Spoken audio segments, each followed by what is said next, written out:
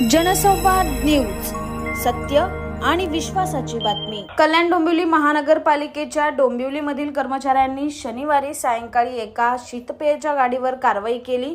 यानंतर ही गाडी पालिकेच्या आवारातून आणून त्या गाडीवरील ताकावर फुकटचा ताव मारला।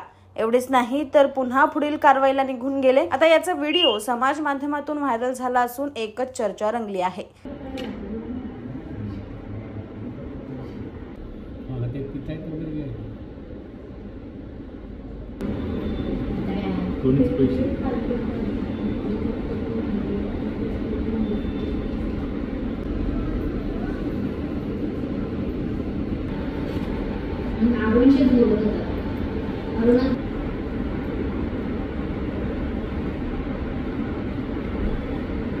जनसंवाद न्यूज, सत्य आणि विश्वासाची बातमी। आजच सबस्क्राइब करून बेल आयकॉनला क्लिक करा आणि पहा ताज्या घडामोडींचा अचूक अंदाज आपल्या मोबाईलवर।